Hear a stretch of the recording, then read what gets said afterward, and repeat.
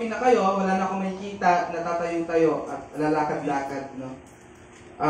Genesis chapter 25, verses 19 to 28. Pakibagsan po yung mga ESV Bible sa Genesis 25, 19 to 28. These are the generations of Isaac, Abraham's son. Abraham fathered Isaac, and Isaac was 40 years old when he took Rebekah, the daughter of Bethuel, the Aramean of Padan Aram, the sister of Laban the Aramean, to be his wife.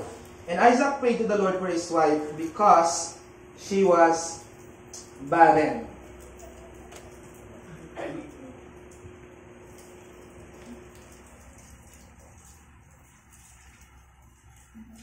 And the Lord granted his prayer, and Rebekah his wife conceived. The children struggled together within her, and she said, "If it is thus, why is this happening to me?"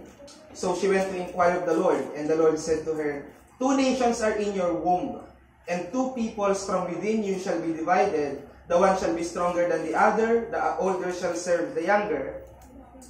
When her days to give birth were completed, behold, there were twins in her womb. The first came out red, on his body like a hairy cloak, so they called his name Esau. Afterward, his brother came out with his hand holding Esau's heel, so his name was called Jacob. Isaac was 60 years old when she bore them. When the boys grew up, Esau was a skillful hunter, a man of the field, while Jacob was a quiet man, dwelling in his tents. Isaac loved Esau because he ate of his game, but Rebekah loved Jacob. Another text is from Romans chapter 9, verse 13. Yan po yung ating comparative text. But Jacob have I loved, and Esau have I hated. Si Isaac at si Rebekah ay nagsasama na bilang mag-asawa sa loob ng 20 taon. Si Rebekah ay baog, kaya si Isaac ay nanalangin sa Diyos na pagkalooban sila ng supling.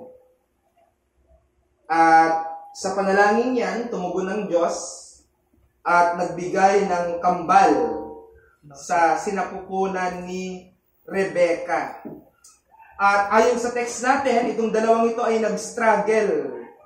Hindi ito ordinaryong sumisipa sa tiyan, kundi yung magkakambal, nagsisipaan sila, which is not ordinary, no? Hindi ordinary yung conception ni Rebekah. So, it led her to inquire to God. Bakit yun nangyayari sa kanya? At nag-reply ang Diyos sa kanya sa pamamagitan ng isang prophecy na yung dalawang bata na kung saan ay nasa sinapupunan ng kanyang nasa kanyang sinapupunan ni Rebekah ay dalawang magkaibang bansa. Two different nations, two different peoples, and that the older will serve the younger. Message: God predestines the life of His people according to His sovereign will without the influence of any external forces. Number 1, the doctrine of predestination motivates His people to a fervent prayer. Yan yung una nating makikitang punto sa binasa nating text. Marami nagtatanong, kung tayo ay naniniwala sa doctrine of election at ang lahat ng bagay ay dinikrina ng ating Diyos, ano pa ang magiging silbi ng prayer? I will give you the first point. Ang doktrina ng predestinasyon. This is the heart of our sovereign grace belief. The doctrine of predestination motivates His people to a fervent prayer. Mas lalo tayong ginagawang mataimtim sa ating panalangin. Let's get a look back on verse 21 and 22. And Isaac prayed to the Lord for his wife because she was barren. Siya po ay baog. And the Lord granted his prayer, and Rebekah his wife conceived. The children struggled together within her, and she said, "If it is thus, why is this happening to me?" So she went to inquire of the Lord. Ang kaso dito, si Isaac at saka si Rebekah ay 20 years na silang nagsasama bilang mag-asawa, pero wala pa rin silang anak. At ang importanteng dapat nating makita dito, ang nagsabi na kung saan ay si Rebecca ay barren ay yung author ng Genesis. At we believe that to be Moses. Ayan.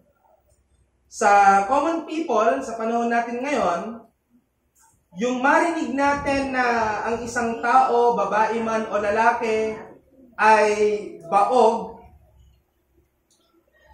ay katapusan na kaagad ng pag-asa. Parang wala nang pag-asa, wala na itong gamot.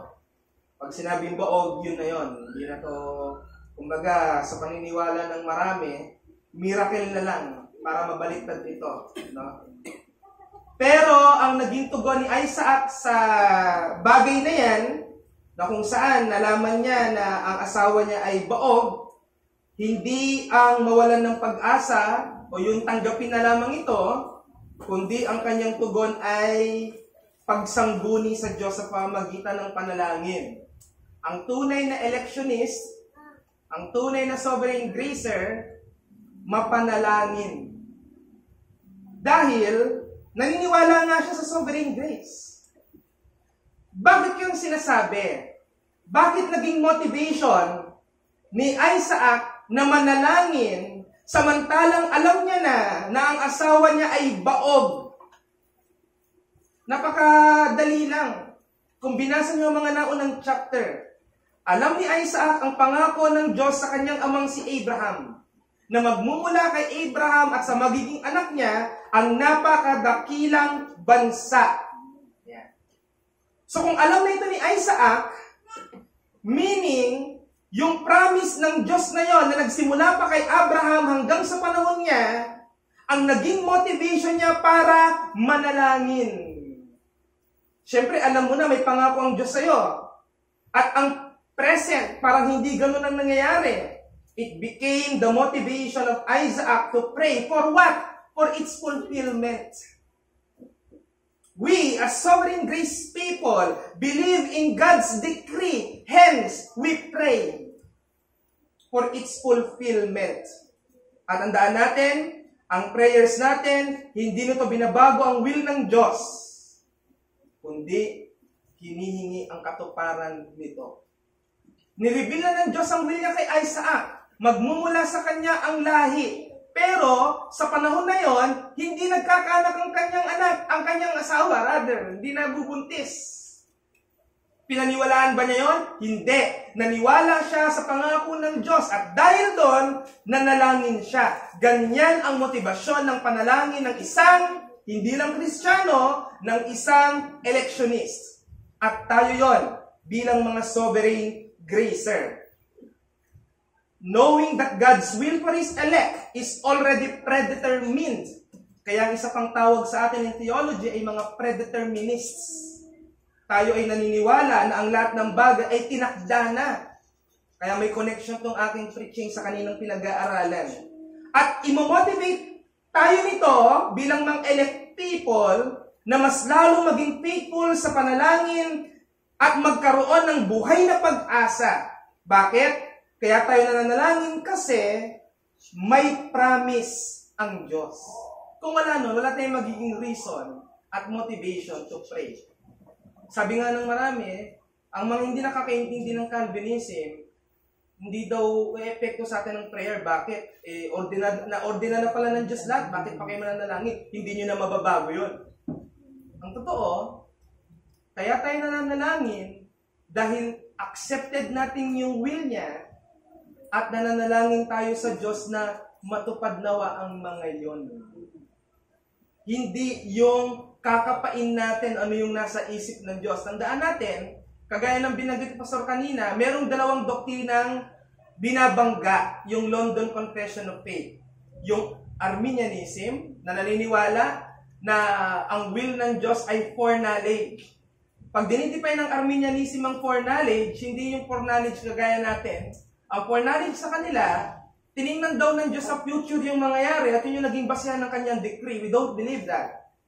We also do not believe in Molinism, na ang Diyos ay may middle knowledge. Kumbaga, pag ito yung nangyari, hindi niya pinakialaman yung will ng mga tao, Pero kung ano yung magiging decision ng tao, tsaka pa lang siya mag-iisip paano niya susolusyonan yon. We don't believe that. We believe in God's decree. And what is that? That everything that will happen and that will come to pass are already predetermined. Ibig sabihin, tapos na. Umaandar pa lang sa atin ang kalendaryo ng redemptive plan of God sa Diyos. Tapos na yan.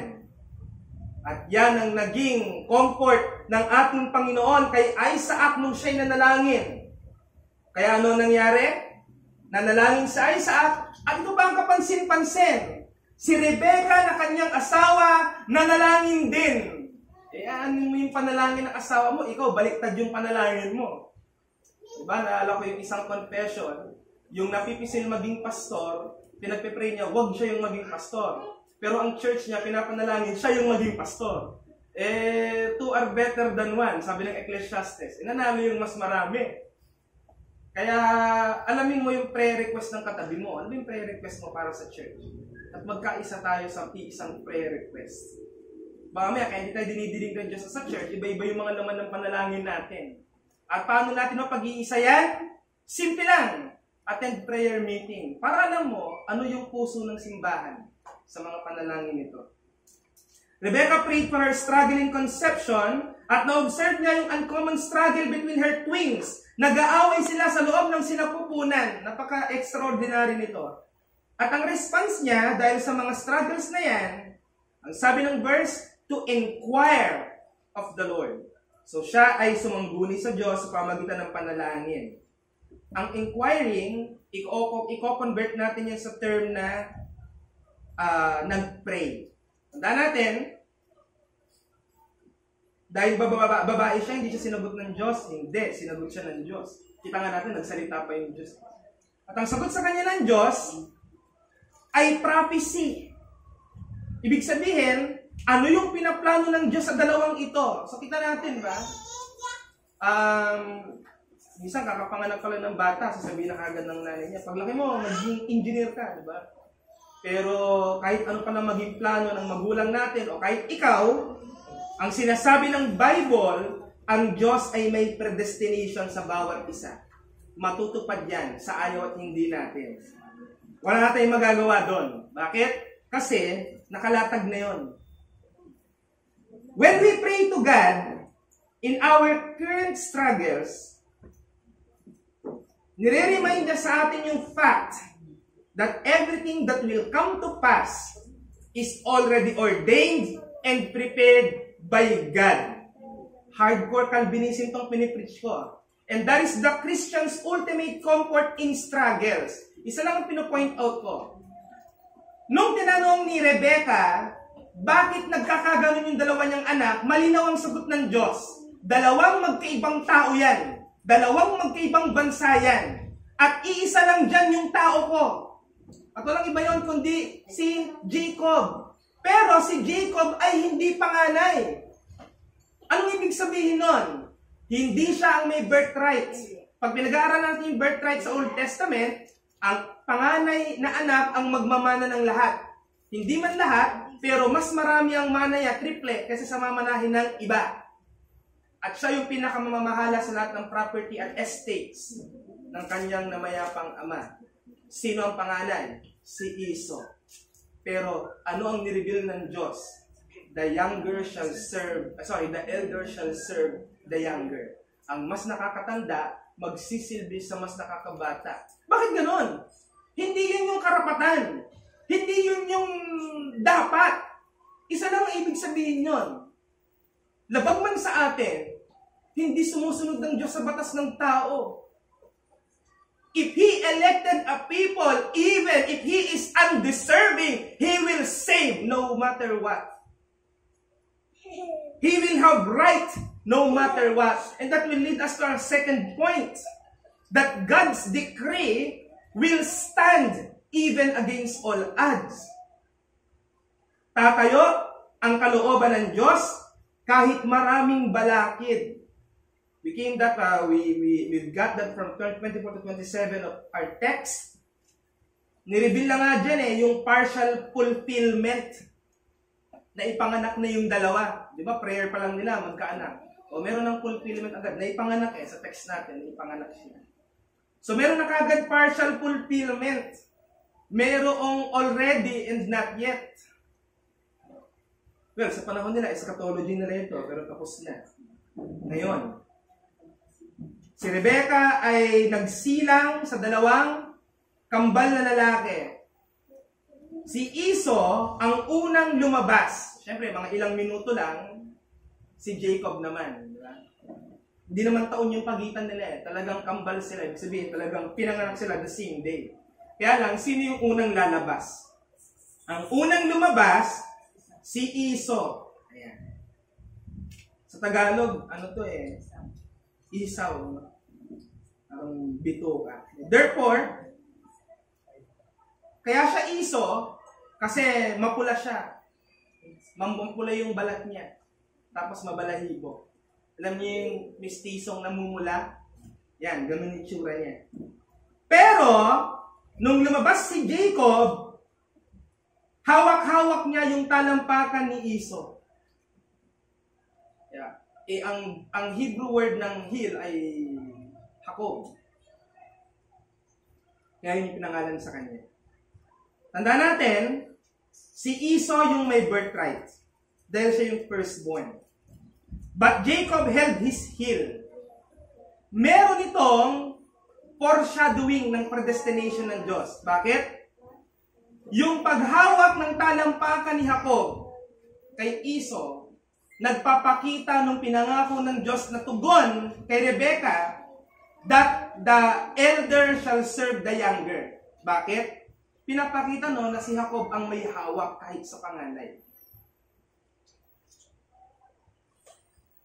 Bata pa lang, wala pang alam na mabuti at masama. Lumilitaw na yung predestination ng Diyos. Yan ang dapat nating maintindihan. Baka mamaya nakakalimot tayo sa 5 points of sovereign grace. We should always conclude that everything happens because they are predetermined. Everything happens because these are God's decree. At lahat tayo, kahit may will at volition, nabanggit kanina, ay second causes lang. Pero Diyos pa rin ang may pakana ng lahat. But it doesn't make God the author, nor have any fellowship therein sa kasalanan. Ganun ka-sovereign yung Diyos na mangyayari ang gusto niya kahit hindi niya pinakikialaman ng mga will ng mga tao. That is how you should see the sovereignty of your God. Otherwise, mauuwi ka sa Arminianism. Pwede nating sabihin na yung paghawak ni Jacob ng heel ay pagpapakita na mas malakas siya kaysa kay Esau. Pero nung lumaki sila, hindi. Dahil si Esau, mangangaso. Si Jacob, taga-alaga ng tupa. So mas mahina siya. Pero saan siya naging mas malakas? Sa pagiging madaya. Pero next week pa yon. Hindi ko i-reveal pa yon. Pero makita nyo kung paano siya pinaboran ng Diyos kahit pandaraya yung ginawa niya. Kaya next week ating topic ay when deception becomes possession. Point. God's predestination will stand no matter how strong are the forces that are against it. Ganito dapat tinitingnan ng doctrine of election at dapat nating ma-appreciate. Ano ang basihan ng Diyos para piliin niya ang isang tao sa kaligtasan? Ang sagot, sa malaya niyang kalooban. Walang iba. Hindi dahil may nakita siya. Hindi dahil may mas karapatan ito, kaya ito dapat. Kung sino ang gusto niya, yun ang gusto niya. Regardless of his status. Regardless kung siya ay may rights o wala. At tatandaan natin, si Esau man at si Jacob ay parehong makasalanan. Parehong undeserving. Wala sa kanilang may karapatan sa harapan ng Diyos. Pero ang positive side na dapat natin makita dito, nagpakita ang Diyos ng awa at ng pag-ibig para sa isa, kay Jacob.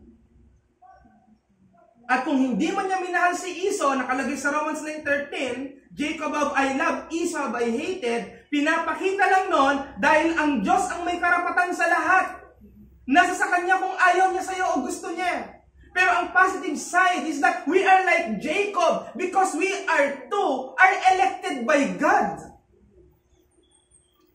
Kaya ang tinatawag ko sa inyo, lalo na sa mga naririto na hindi pa kilala ang ating Panginoong Jesucristo, makikita natin na kahit ang isang tao ay hindi tama sa harapan ng Diyos, maaari ka pa ring kaawaan. Therefore, turn to Christ and confess to Him your sins and ready to receive His favor that do not depend on any merits we think we have. We are all sinners after all, undeserving of any blessings from God, but still received favor. And that we are unconditionally elect of God. Tatandaan niyo ito. Once in grace, always in grace. And once saved, always saved. We will respond to a great hymn named Grace is a Charming Sound by Philip Doddridge. Ang sabi sa second stanza, "'Twas grace that wrote my name in life's eternal book. 'Twas grace that gave me to the Lamb who all my sorrows took. Saved by grace alone, this is all my plea. Jesus died for all mankind, and Jesus died for me." Philip Doddridge was a nonconformist pastor, meaning Puritan. Pero yung chorus nito ay inad ng mga Methodists. Kaya makikita niyo yung word na Jesus died for all mankind. Pero hindi natin mamaliin yung phrase na yon dahil language naman talaga ng Bible that Jesus died for all. Pero ang interpretation natin for all mankind is all kinds, all tribes. May elect ang Diyos sa mga yon. So we will still stick to that chorus added by our Methodist and Episcopalians brothers. Let's go to the Lord in prayer. Pinupuri ka namin, Panginoon, sa umagang ito, sa Sunday School at sa message na bagamat maikli ay pinakita ang katotohanan ng doktrina na kung saan ay hina-highlight ng iyong salita ang predestination. Nawa maging motivation sa amin ito para makita ang dalawang bagay. Dapat kaming itulak ito mas lalong maging mapanalangin sapagkat nakalatag na ang lahat ayon po sa inyong kalooban. At ano man ang mangyari, ito ay tatayo at walang anumang external forces ang maaaring makapagbaliktad ng mga bagay na dinikri mo na on the first place. Maluwalhati ka nawa, Panginoon, sa panambahan sa umagang ito at maging sa pagtugon namin sa awit, makita nawa ang aming pagsang-ayon sa mga katotohanan na kung saan aming puna-punayan. Sa inyo po na yung binabalik po, salamat sa pangalan ni Jesus.